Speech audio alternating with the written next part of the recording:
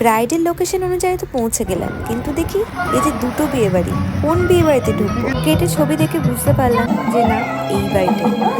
তো চলে এসেছি। আর আজকের ব্রাইডকে তোমরা সবাই চেনো, কেন তার বিয়ের লুক নিয়ে আমি তোমাদের সামনে শেয়ার করেছিলাম। তো আজকে তার রিসেপশন। আগের দিনের মতো আজকেও ব্রাইড খুব সুন্দর টাইম মতো বসে পড়েছিল, কিন্তু ওই যে কারেন্টটা এত জ্বালাচ্ছিল, আমাকে তো অর্ধেক মেকআপ এই ফোনের আলো আর এদিকে কাঁচের যে জানলা থেকে যে আলো আসছে এটাকে নিয়ে আমাকে করতে হয়েছিল।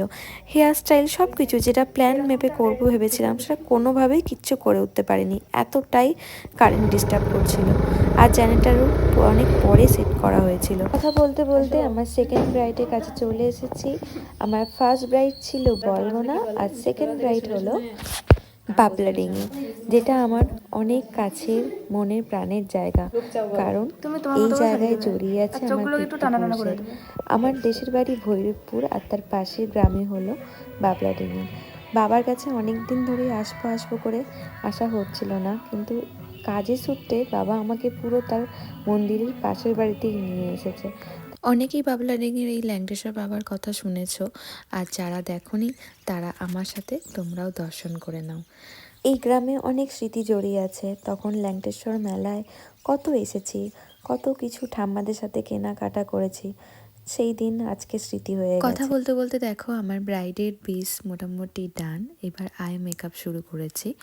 আর ব্রাইড প্রথমেই বলে দিয়েছিল, তোমরা নিশ্চয়ই শুনেছো, যেন চোখগুলো একটু টানা টানা হয়। বাকিটা ও আমার ওপরেই ছেড়ে দিয়েছিল, তো ওর কথা মতোই একটু চোখগুলো একটু টানা টানা করেছি।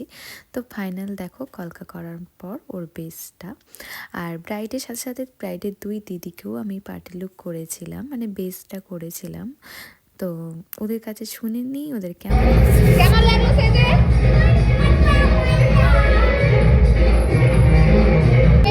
পছন্দ হয়েছে? খুব পছন্দ হয়েছে, মানে আমি যা চেয়েছি তার থেকে সুন্দর। Thank you so much. Welcome.